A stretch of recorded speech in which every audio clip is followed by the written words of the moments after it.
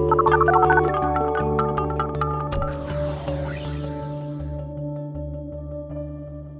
and welcome to The Pollsters. I'm Margie O'Mara, Democratic pollster with PSB Research. And I'm Kristen Soltis-Anderson, Republican pollster with Echelon Insights. And each week we bring you the latest polls driving the news in politics, tech, and pop culture. So we've had a fun week at The Pollsters. Well, it's been fun for me because I've been interviewing all kinds of fantastic fellow practitioners. So if you haven't taken a listen to Clea Chang from Intelligence Squared podcast talking about the debates, we had Christine Matthews, a Republican pollster, really giving a very heartfelt lament of the direction of the party and her background studying Indiana politics, and Mike Pence. Jeff Guerin, who is fabulous, and we both have worked with him a lot and love him, really do a 1-hour conversation talking about ad testing and what keeps him up at night and all kinds of fun things. And then we just wrapped a interview with Whit Ayers, who's Rubio's pollster. So we're going to be pushing that out too if it's not up already. So it's all pretty fun. But what's really exciting is that Kristen is on location in Cleveland. I am, and I apologize to our listeners for all of the chaos and noise around me, but I am parked here on Media Row. I'm sitting at the ABC News section of everything here, and actually, it's fabulous people watching. Like right now, about 5 feet away from me, Katie Couric is interviewing somebody, just sort of standing in the middle of Media Row. Paul Manafort has walked back and forth in front of me a few times. Felt the temperature drop a little bit, and that's how I knew he was near. No, I'm just kidding. But yeah, it's a real circus. If you've never had a chance to go to a political convention, it's kind of banana crackers crazy, and this one in particular because it's kind of off the rails. I mean, I look, setting aside partisanship or what you think about issues, this convention was a bit of a challenge because normally nominees play a really big role in the logistics and the planning and everything.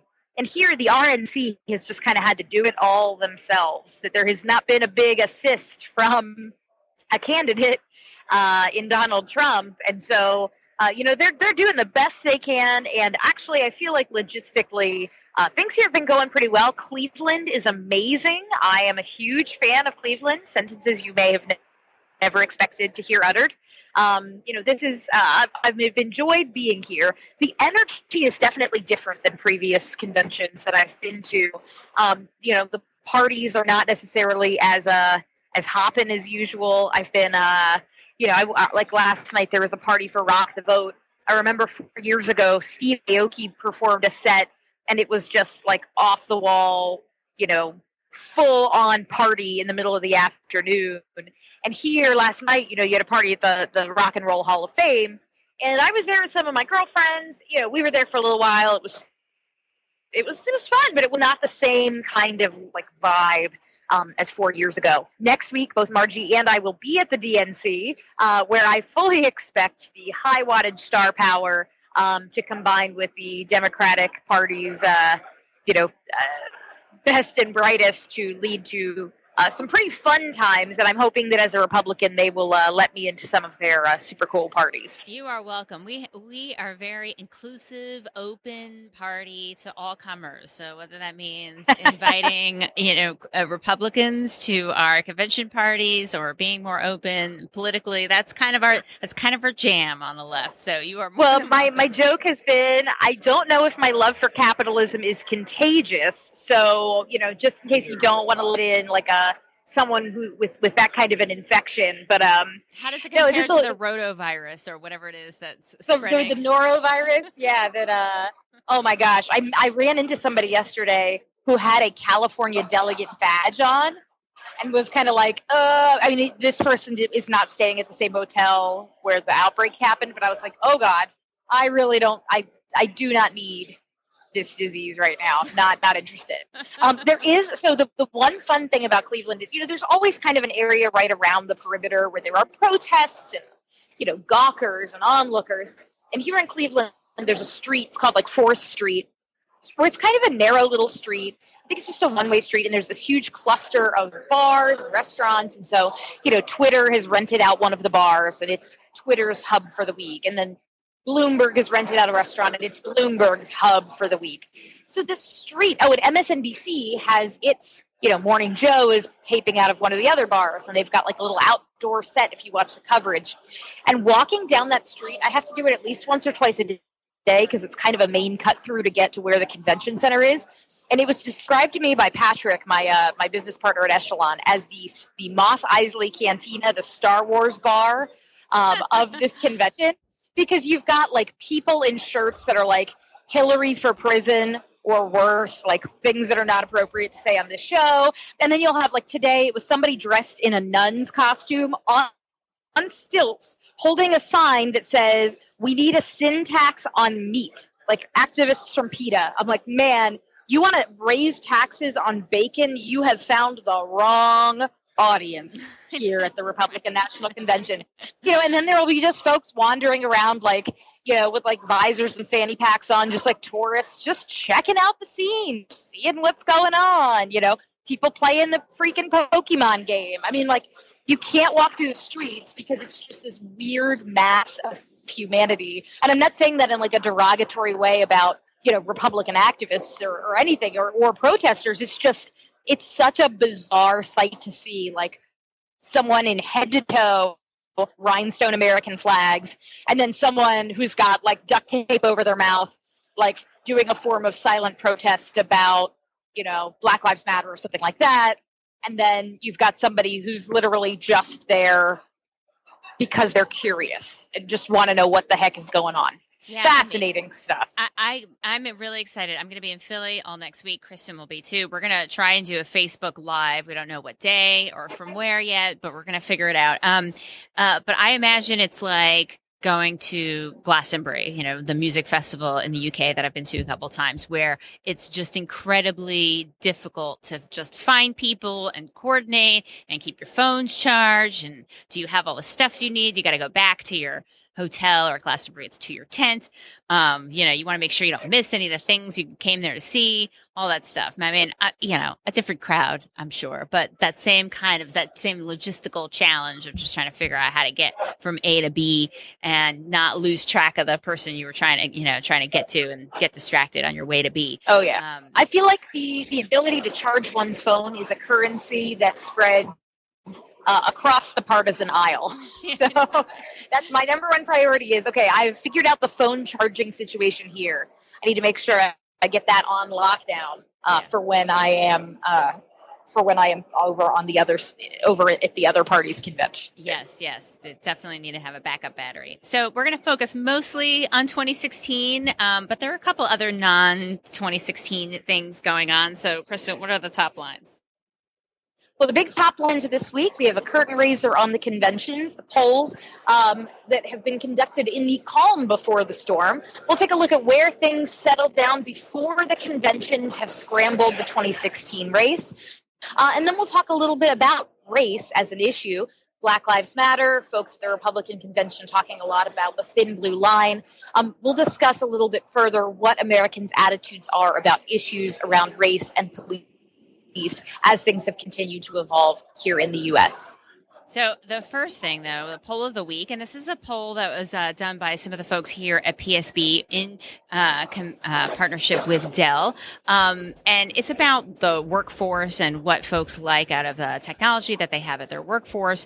The thing that I thought was particularly funny and a good poll of the week is this question about what would you rather have in your workspace? Would you rather have high-tech perks like the Internet of Things or virtual reality or AI-assisted features? Or would you like to have low-tech perks like a ping pong table, free food, or an office dog? Lo and behold, more people would prefer high-tech perks, even millennials. Lest you think that millennials, just want things like ping pong or foosball. Even millennials say they would prefer to have high-tech perks. So that's the poll of the week. I don't know. Office dog is really appealing. Really appealing. But how does that work? Is it like when you're in elementary school and you have like the class hamster and like someone has to take the hamster home over the holidays and hopefully you don't kill the class hamster? I mean, like when you have an office dog, does it just mean it's somebody's personal dog that they bring to work every day? I think so. Like, it's probably like any project, somebody ultimately needs to own it, And I remember knowing somebody who they had a boss who had brought their dog, his or her dog, to the office and even made business cards that said senior stress reliever for like Mitzi or whatever the dog's name was. Oh, wow. Business cards. That seems excessive. I mean, back when Echelon was first starting, we worked out of the offices of Disruptor Capital, and Pete Snyder, who, he's on Echelon's board, he has this adorable little dog named Elvis. So Elvis would come hang out. And my problem was that Elvis was so cute that I didn't want to work when Elvis was around. I just wanted to hang out with Elvis. So that's the one downside of an office dog, is the potential for massive levels of adorable, cuddly distraction. Yeah. When I worked out of my house and I had employees come to my house, my cats, they wanted to come to where the action was, which I liked, but, I didn't always have. My employees were not all cat people, let's put it that way. So when the cats would be like, "Hi, can I come sit on your lap? Or can I come sit on your lap, your keyboard?" And they were like, "Oh God, you're dumb office cat again." So I could see that in that kind of situation, you would prefer the high tech perk. So we'll link to it on the show notes, and you can imagine what kind of perk you would like. But anyway, back to politics. The big news. I mean, what should have been the big news today should have been Mike Pence's speech yesterday. Instead, we're all talking about Ted Cruz and his speech. But there has been some polling since the rollout of Pence as a VP pick. And finding, I think, probably what is not a terrible surprise, that he was not particularly well known. I think there was all this talk about how Pence would really move a lot of Republicans. He would reassure a lot of Republicans who were on the fence. Gallup, but also lots of other folks, CBS, but there's been some other polling, has shown that Pence is, among the less well-known VP picks that we've had in years past, not the lowest, kind of tied for sort of less well-known or not having a real impact on the race. Even with Republicans, he's not overwhelmingly known. I mean, it was a CBS News poll among Republicans. You had 85% who said they were undecided or hadn't heard enough about him. They couldn't say whether they were favorable or unfavorable. And that number is basically the same for Democrats, independents, conservatives. It's all basically the same in that kind of mid to high 80s range. So I don't know if that's going to change in the weeks and months to come, but it doesn't quite seem like Pence, electrified the race even on the right. I mean, what's your take, Kristen? Yeah, I don't think Mike Pence needed to electrify the race. I think what Mike Pence needed to do is, one, just pass at a very basic level the commander-in-chief test. So because you started this out with 86% of Americans having no opinion of Mike Pence, okay, has he, for those folks who were just introduced to him this week, maybe they don't agree with him on all of their policies, but ultimately I think people vote for the top of the ticket. Did he prove that he, could be a heartbeat away from the presidency? Sorry, I got distracted. Paul Manafort walked by again, and the temperature dropped. I got a little distracted. Sorry. Kind of like Elvis. It's sort of like Elvis. Sorry. I know. This is also really bad that I'm sitting here because I keep seeing like friends walk by and I'm like waving to people like, I can't talk to you now. I'm recording the pollsters. I should be like just dragging these people over and trying to interview them, but I don't have the appropriate gear. You should do like a scrawled like crayon sign that says on air, with like a red light. I know. That's what I should. Well, what's also crazy is, I mean, we were talking about Mike Pence and now I'm kind of like, ooh, should I grab Paul Manafort and be like, you don't know who I am, but come talk to me about this Mike Pence pick? But I feel like that would end badly, or I could get, there's probably security guards I can't even see who might take me out for, doing such a thing. Alas, back to the topic. So I think all Mike Pence needed to do with voters was say, could this guy be president? Like, I don't think he needs like amazing favorables. I think he just needs to not have unfavorables. He's basically done his job with voters. With the well, when I say establishment, I mean like donors, activists, grassroots folks, party leaders.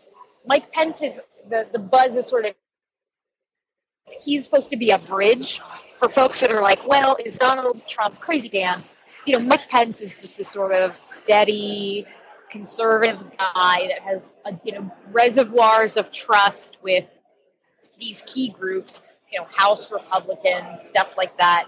So does he set at ease the minds of folks who might be might be closing their checkbook or might not be getting out to be activists? Does Mike Pence put those folks at ease? Which that's a lot harder to poll. I don't have a poll of Republican donors, but there are two different audiences he needs to appeal to. Yeah. And two different goals for both of those audiences. Yeah. I guess, I can see that he can pass the test among those who know him, right? But even the overall, this is Gallup, favorables, and the favorables there show they're a little bit different than the CBS in terms of the size of the don't know, but still he has basically even fave and unfave, and they can compare all the other past picks who were every single one of them a little bit more favorable than unfavorable compared to Pence. Part of it, I don't want to put it all on Pence because I don't think it's just Pence. I think everybody hates everybody this year. When we did our VP, simulator, we did the favorability of a variety, all the potential VP picks that we had in our poll. You guys heard me talk about that last week, where we tested 8 Ds and 8 Rs, and they were all basically net fave, unfave, or they were even fave, unfave, or more unfave than fave. So, Pence is kind of in that same range of just being like kind of, at best even. Nonetheless, given where he was in his own state when we had Christina, the fact that he was not doing very well in his own state, which is a Republican-leaning state, to me, I think could potentially signal that he's not as good at getting Republicans, on board, in a sizable way. But, he gave I thought, a very nice speech, even if, he doesn't speak to me or it's not my cup of tea in terms of the issues. I thought he did a very nice speech in terms of being very warm and Reagan-esque and all that stuff. I think he accomplished what he needed to do in that speech. We'll see if it ends up breaking through at all. I did have one good kind of pollster joke that I saw on Twitter that I enjoyed. So whenever we're trying to do polling and you don't know the name of a candidate or you just want to test the parties against each other, you do the generic ballot, generic Republican versus generic Democrat. And I forget who tweeted it, but somebody said, Mike Pence's speech right now was like the definition of generic Republican. Like that, which isn't, it's not an insult or a compliment. I guess if you like Republican, it's a compliment. If you don't, it's an insult. But that it was just extremely standard Republican. There's nothing that deviates from the expectation of what is the vanilla, what is the base Republican? That's what Mike Pence did. He is generic Republican made flesh. Yeah, I guess that's right. I guess as I saw it, he was, saying warm things about somebody, which made it a little bit of a departure from, most of the other speeches that I've seen, aside from maybe Joni Ernst. But anyway, we'll go talk about my thoughts on the overall convention. So, what does this all mean for the head-to-head? So we've seen now a lot of the trackers get updated. You have FiveThirtyEight comes up, with their regular predictors and what they think Clinton's chances are. New York Times has been showing how their forecasts have been compared to FiveThirtyEight's forecast. And it tells the story where I think there's a lot to be confused by it, right? Where Clinton leads Trump by not very much in the national aggregate, right? Just 44 to 41. Let's just call it low to mid single digits. And that's been pretty consistent for a while now. The different forecasts, though, show Clinton having a 60 to 76% chance of winning, depending on which forecast you use. And that's because they see more polls showing her ahead than not. It's not that they think that that's the vote she's going to get, but that's the likelihood that she'll win given where the polls are. We don't know if this is going to move after the conventions or not, and whether things are going to change as a result of this convention. Can anything hurt Trump? Even a messy convention, can that hurt Trump? We'll see. But I I think there are a lot of folks who are wondering, how is it that, I guess a couple things. How is it that Clinton is almost tied against a candidate who is seemingly so flawed? And then what are we supposed to make of the forecast when, while she's more up than he is, still not really putting it away? Can we be confident in those forecasts that, seem to give her a very high likelihood of winning? What's your take? I mean, those are two very separate questions, but what's your take, Kristen? Well, I mean, the three big major media polls that came out this weekend, I think you had NBC put some polling, you had NBC Wall Street Journal, and you had ABC Washington Post come out, their numbers rolled out on the Sunday shows, and then CBS did some statewide polling, I believe. And the consensus there from the national polls is like, look, yeah, Hillary Clinton's up by about 4. It's the statewide polling where I think you see things really get much more ugly for Donald Trump. So I've been sketching this out because I was expecting to need to know this for being on air at ABC so I could sound super smart. I have not thus far needed to deploy all of this hot knowledge. But in the last presidential election, Barack Obama won 332 electoral votes. Mitt Romney won 206. So if you assume that Mitt Romney holds every electoral vote, or you assume Donald Trump holds every electoral vote that Mitt Romney had, he doesn't lose any states. He's got to then flip 64 states that went for Obama in 2012. He's got to pick up 64 electoral votes worth. And right now, the big problem for him is, one, is he going to be on defense in a place like North Carolina? So, CBS poll, Clinton up 2 in North Carolina. You have the NBC Marist poll there, Clinton up 6 in North Carolina. That's 15 electoral votes that Donald Trump can't afford to lose. Arizona, right there, Romney won Arizona by 10 points. The average of the two most recent polls in Arizona have the race dead even. Now, I think the polls weren't great. Like, one of them was PPP. I forget who the other one was. So, your mileage may vary there. And then Georgia, Romney won Georgia by 8. There are 4 polls that have been taken in Georgia so far. They have Trump up by 4, but gosh, that's a lot closer than it ought to be for a Republican in Georgia. So there's your problem of there are all of these electoral votes that are supposed to be Republican, but does Donald Trump throw them in play? On the flip side, there are Obama states that could flip, that Donald Trump needs to lock up. So if he flips Ohio, Pennsylvania, Iowa, Michigan, and Wisconsin, that is 70 electoral votes. In fact, out of those, you could lose Iowa because Iowa is only 6. So Ohio, Pennsylvania, Michigan, Wisconsin. He gets those 4, and he holds every single one that Mitt Romney had. That's enough. The problem is he going to be able to do that? So these polls that came out, you had Clinton and Clinton and Trump tied in a lot of these polls in Ohio. Right. So, okay, Ohio's maybe doable. Pennsylvania's the one that's a little bit more squirrely. You have one poll that shows Clinton up by 9. That was NBC Marist, but you had Quinnipiac showing Trump up by 2. Obama won there by 5. That's always a huge hurdle for Republicans to climb. But gosh, that's a 20-point electoral vote prize. That's a pretty big deal. Iowa's been pretty good for Trump comparatively, but it's only 6 electoral votes. Michigan, 16 electoral votes. Obama won by 9. And you have Clinton up by 3 in that most recent CBS poll. And then Wisconsin is, again, kind of all over the place. 10 electoral votes. You had Marquette poll with Clinton up by 4. So first of all, the problem is all of the different pollsters haven't necessarily agreed on what counts as a swing state. They're polling different sets of states, so it's hard to completely compare apples to apples across the full battleground map. But Donald Trump may be holding it really close with Hillary Clinton nationwide, but if he is not able to flip 64 electoral votes, it doesn't matter. It's all over. So for me, maybe it's too early to be looking just at state polls.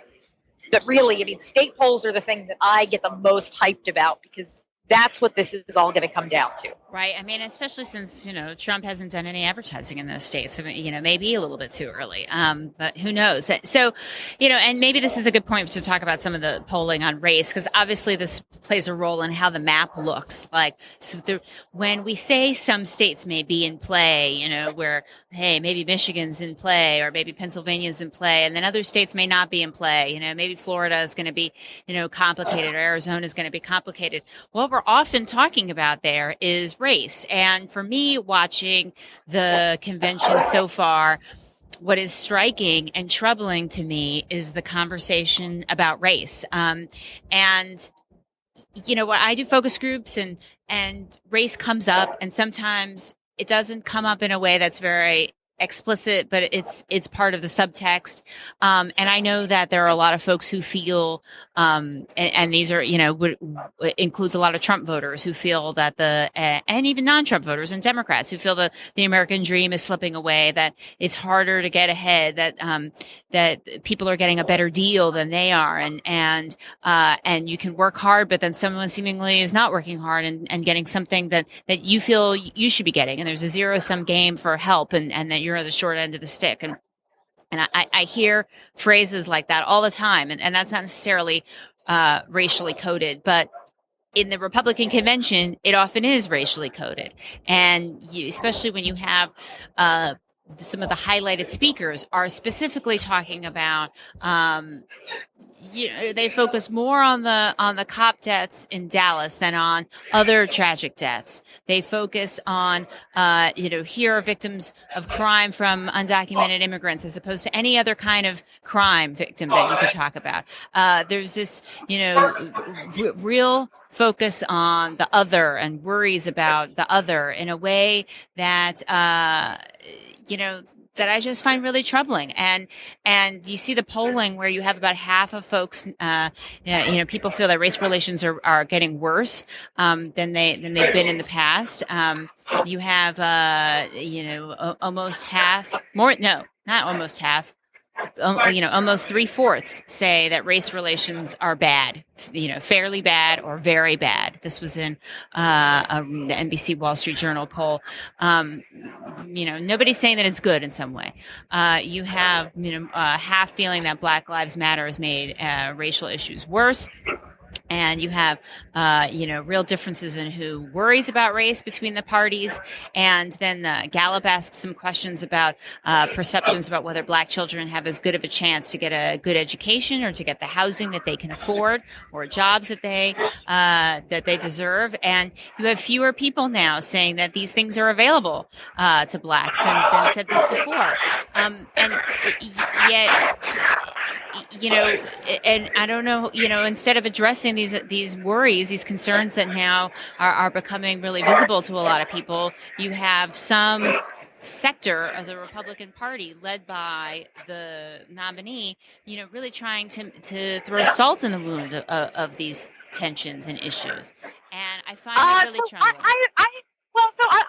This is where we may disagree from our different sides of things. I mean, I certainly have been critical on this show and consistently that I think Donald Trump uses way overheated rhetoric and I think makes problems worse. But I mean, so there's a big difference between being somebody who thinks, gosh, I don't like illegal immigrants because I hate having to push one for English, and somebody who says it's really troubling that somebody can be here who has broken the law and the system can't really follow them and track them, and they keep coming in and out of the system and committing crimes and nothing gets done about it. And now I am a grieving mother or grieving father. I mean, that's not an invalid story to tell. And I think that there are a lot of Americans who feel very anxious about the fact that they feel like systems are broken and are not working and things are getting away from them.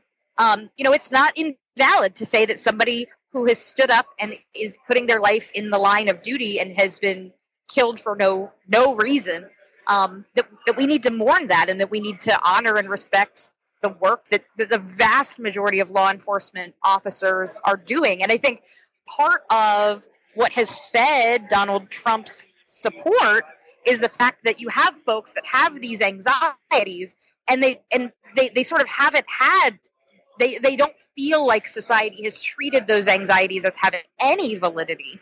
And so when you tell people that those anxieties, that they make them a bad person, or, oh, that's kind of racially charged rhetoric, that's not how somebody sees it who genuinely worries that their child is going to get shot by somebody who may have committed crimes in the past and maybe should not be in the United States and probably should have been deported because they have committed crimes. And yet the system just sort of doesn't function as it should. And I think that's not an invalid concern.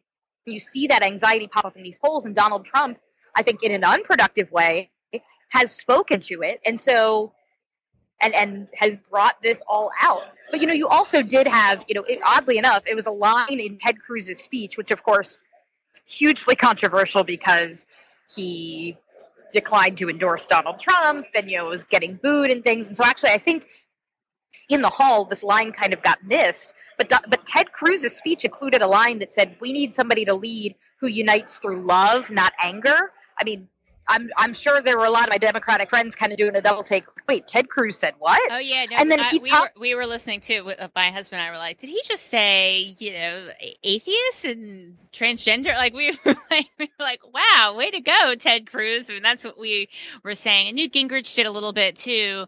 I think it was Newt Gingrich. There were a couple speeches, but Giuliani's speech did not do that. That's one of the speeches I'm thinking about. Giuliani's speech was not healing. It was not trying to be healing. And I'm not saying that those anxieties aren't the kinds of things that should be part of the policy discussion, because I understand them and they should be, and they're certainly part of the Republican Party discussion. But when we try to, what I felt I heard Giuliani saying in particular, and it was one of the most popular speeches of the week, was saying, and one of the most popular moments in his speech was, the cops are going to come for you no matter who you are, and everybody cheering as if like the cheering of it somehow can like wave away the very real and data-backed concern that African Americans have.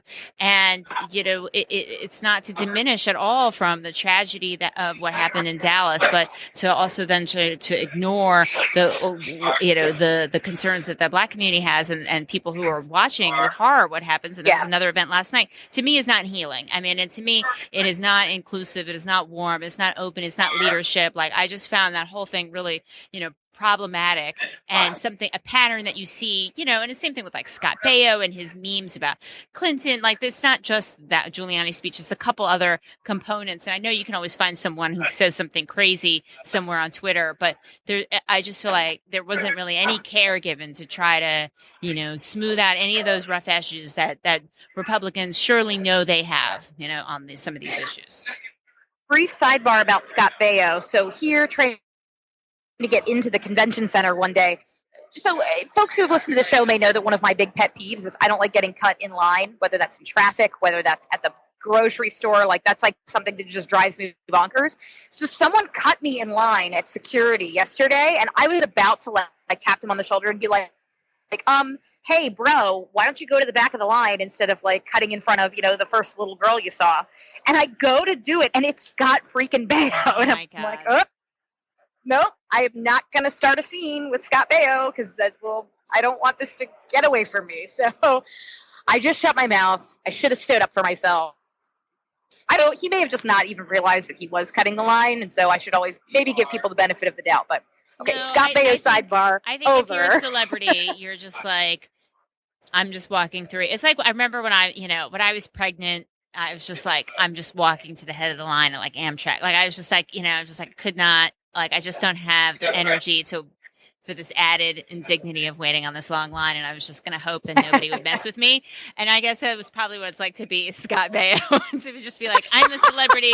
I can just like walk to the head of the line, and who's going to mess with me? Obviously, I'm not to be messed with. Being Scott Baio is like being a pregnant woman. Well, we have our episode title. What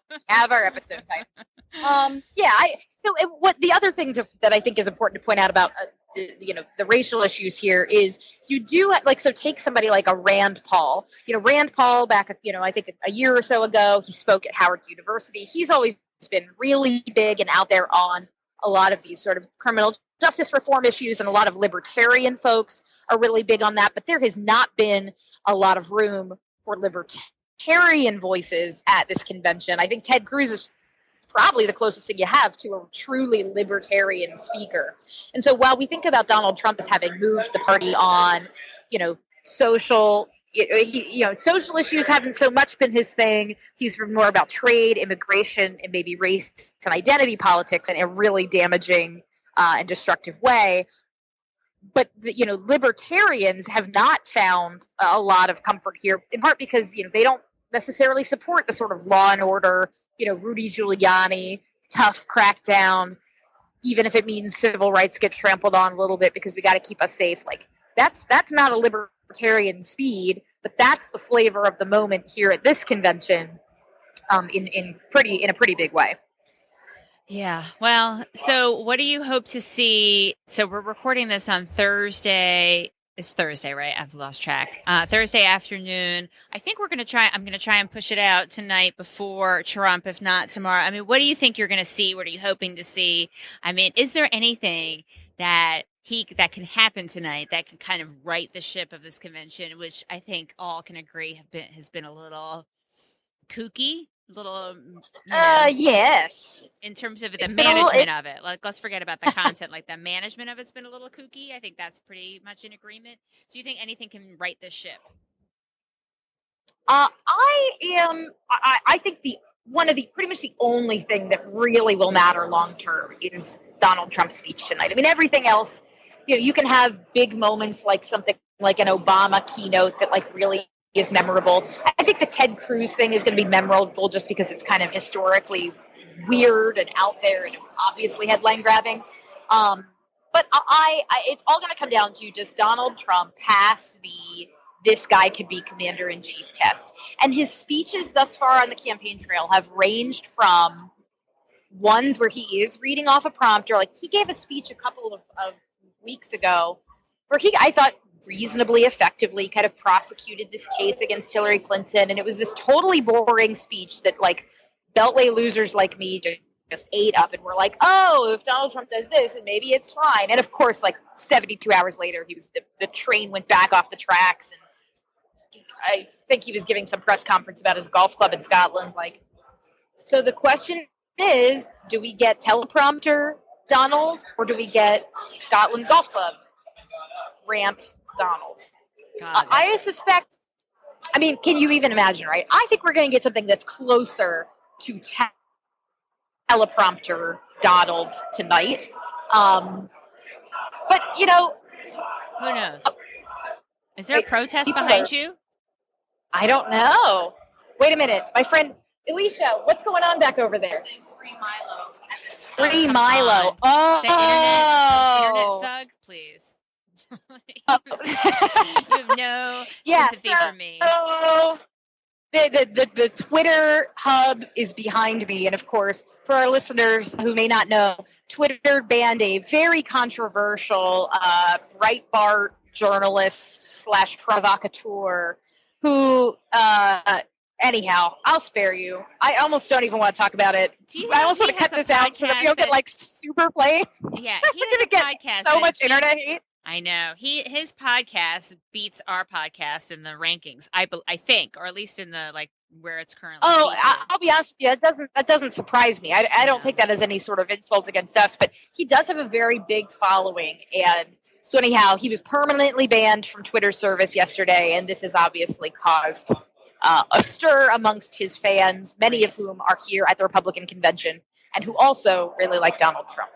Anyhow, that was the protest. I'm sure there is. That's like a Venn diagram. It's not a Venn diagram. It's one circle wholly within another circle. It's not like, oh, I hate Milo, but I love Trump. Or I love hate Trump, love Milo.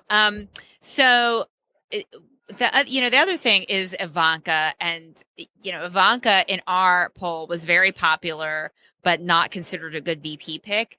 I'm sure people are going to respond well to her speech tonight. I guess my question is, having seen the other Trump kids and how They had varying degrees of warmth and loveliness, and I can go into them, but I just might get a little riled up. But what none of them did, and Melania is included in this, is say anything like truly, truly intimate and personal. That like a real dad and kid moment, or husband and wife moment, like that time he made me pancakes, or we stayed up all night watching Christmas movies, or whatever. There wasn't anything like that. It was, it kind of weak sauce when it came to that sort of stuff. I mean, Tiffany said that he called her when someone close to her died, which to me just was not like an intimate family moment. I mean, it's intimate and that includes death, but it was not like a parental kind of, father-child moment. And, I hope Ivanka, for his sake, I hope Ivanka can do that. I don't know if she's going to do that, but maybe, they've been waiting for this moment. But I find that striking that no one's really able to say something like it, like a truly warm, tender moment. Well, I keep joking that the theme of this convention is not Make America Great Again. The theme is not Make America Safe Again or First Again or whatever the themes of the night have been. The theme is trust me, he's cool. Like there's a joke. Oh God, I think I'm actually like stealing a Dane Cook joke with this, so I apologize on like 18 different levels. There's he talks about how in like heist movies, there's always, halfway through the movie they want to bring someone new into the crew who's kind of sketchy, and there's always someone that's like vouching for him, like no, trust me, he's cool, and then the guy winds up not being cool. Well, this whole convention has been the no, trust me, he's cool convention. Like you've got, the very first night, Melania, no, trust me, he's cool, he's my husband, he's a nice guy. Then Don Jr. the next night, no, trust me, he's cool, he's thoughtful about this stuff. Last night you have Pence, who I thought the part that stuck out to me the most was when he said, at the same time that Trump was sizing me up, I was sizing him up too, and I saw the way he treats the people around him, and I thought it was very positive. And so, anyhow.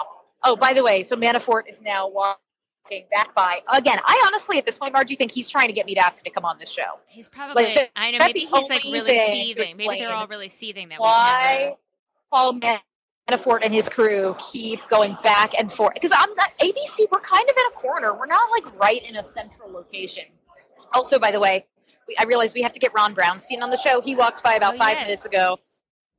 And I had to make my sign, like you said, I write my little like on-air sign. Like I scrawled out on one of the pages of my notebook, like taping the podcast, and he like gave me a thumbs up and kept walking. So Ron, if you're listening, we got to get you on the show. He's on my panel. I'm on a panel with him. I don't know anybody who loves numbers. I'm on his panel on Monday. I'm going to be on a panel with him, so I'm going to corner him. Maybe I'll wait. Is it an Atlanta panel? Yeah. Like, okay, so I was on that panel at the Republican convention with Kellyanne Conway and Chris Wilson. Yeah. So I'm super excited that they are doing. Who are the other Democratic pollsters on the panel with Jeff Guerin and Matt Barretto from Latino Decisions, and we should have him on the show. And I met him out in Aspen. Okay, I'm gonna have to come to this event now. Good, I have fun things to do. I'm like cheer on all my face. This will be delightful. You just stick with me, kid. All right. Good. So yeah, and I forget. I don't know if it's Cornell. Maybe is the fourth, or maybe there isn't a fourth. I don't remember. It might be Cornell Belcher from Brilliant Corners. I'm not sure. So I think that's the panel, but I'll find out for sure on Monday. That's Monday's problem. I'm just trying to get through today's problems. Don't worry about that. Well, Kristen dropped off, sadly. It's just got a little chaotic near the Twitter Milo protest and the spotty connection at Radio Row. So I'm going to close the show out. Our key findings are, people prefer high-tech stuff at work, but an office dog still sounds pretty sweet. Pence really needed to get a boost in favorability and name ID. I'm not sure if he was able to accomplish it from his speech this week, but we'll see. Trump TBD, can he pull the convention out from the embers and see a convention bounce? We'll find out soon. And we'll have to learn a little bit more next week instead of what we were going to do this week in terms of what the polling shows about Harry Potter. So you'll just have to keep listening to the pollsters. So you can always find us at the pollsters on Twitter, at the pollsters on Facebook. Kristen is at K Soltis Anderson. I'm at Margie O'Mara. Please write us a review. It really makes a difference. It really moves us up in the ranking at iTunes or at Stitcher. We're on every other podcatcher that you can find, including iHeartRadio. That's a new one, and Google Play Music. And hope to hear from you soon. Take care.